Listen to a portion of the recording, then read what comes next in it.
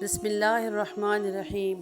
وساوس یعنی برے خیالات کا آنا انسان کے ساتھ ایک فطری عمل ہے، اور یہ کیوں آتے ہیں؟ یہ آج سے ہزاروں سال پہلے انسان کے ساتھ یہ معاملہ رہا ہے کہ انسان وساوس اور برے خیالات کا ہمیشہ سے شکار ہوتا ہے۔ آج ہم اس ویڈیو میں یہ بتائیں گے کہ ان خیالات کا اور برے وساوس کا ہمارے ذہن اور دل پہ کیا اثر ہوتا ہے، اور ہم اس سے کیسے نجات حاصل کر سکتے ہیں، اور اللہ کے نبی نے کیا فرمایا ہے، ان کا ہمارے کیا اثر ہوتا ہے۔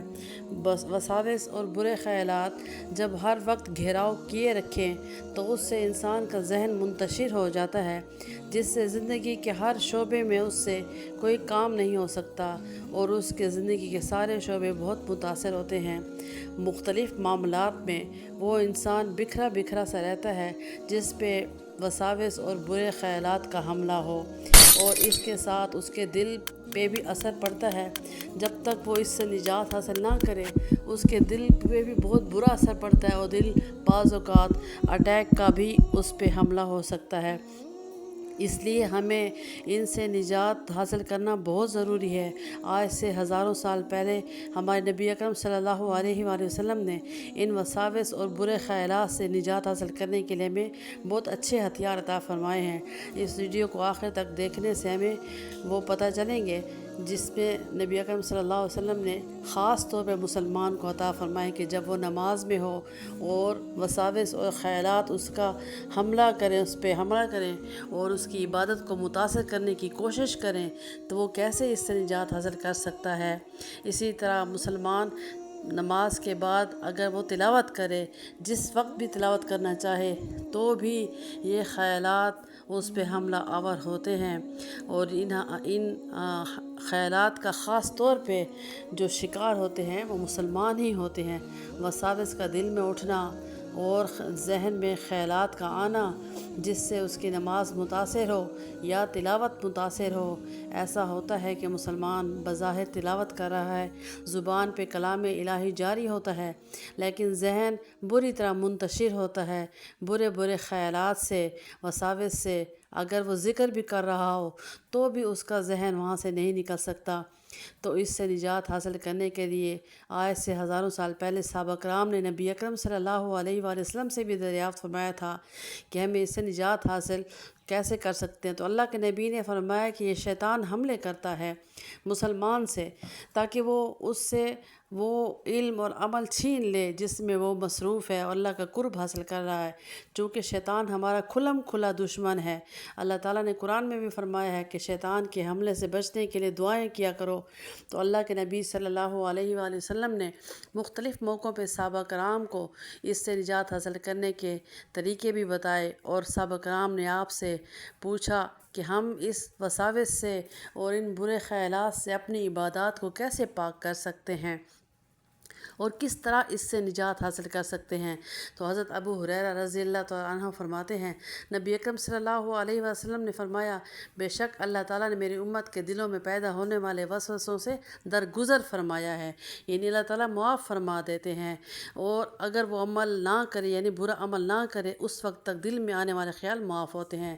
اسی طرح صحابہ کرام رضوان اللہ علیہم اجمعین اور باقی صحابہ کرام نے بھی پوچھا، یا رسول اللہ، ایسے وسوسوں سے ہم کیسے نجات پائیں کہ ہمارے دل میں بہت برے خیال اٹھتے ہیں؟ تو اللہ کے نبی صلی اللہ علیہ وسلم نے فرمایا، ذاک صحیح الایمان، کیا اگر واقعی ایسا آپ کے ساتھ ہے کہ آپ کو وسوسوں نے گھیرا ہوا ہے تو خالص ایمان کی نشانی ہے۔ اس حدیث سے یہ بات سمجھ آتی ہے کہ شیطان اس بندے پہ زیادہ حملے کرتا ہے جو کامل ایمان والا ہو اور اخلاص والا ہو، کیونکہ وہ جانتا ہے کہ اس مسلمان کے دل سے وسوسے ڈالے گا تو حملہ کرنے کے لیے اس کو اس کا ایمان خالی کرنا پڑے گا۔ اس کے لیے سب سے پہلے آپ نے نماز نہیں چھوڑنی، نماز کی پابندی جاری رکھنی ہے، وسوسوں کے ڈر سے اپنی اللہ کی عبادت نہیں چھوڑنی، اور نہ ہی قرآن پاک کی تلاوت چھوڑنی ہے۔ ان دونوں کو آپ نے مضبوطی سے اپنے ساتھ رکھنا ہے، تو وساوس کا خاتمہ ہو سکتا ہے اور شیطان بھی دور بھاگ سکتا ہے۔ اور اللہ کے نبی نے فرمایا، نماز قرآن کی تلاوت کے بعد صبح سویرے تازہ ہوا میں سانس لینا، چہل قدمی کرنا، اس سے بھی ہمارا ذہن بہت تازہ ہو جاتا ہے اور تناؤ کا شکار ختم ہو جاتا ہے۔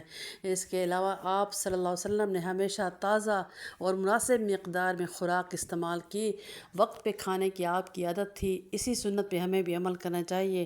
اس سے بھی ہمارا دل دماغ کو تازگی ملتی ہے۔ اور اللہ کے نبی صلی اللہ علیہ وسلم نے ان وسوسوں کو ختم کرنے والی دعائیں بھی ہمیں فرمائی ہیں۔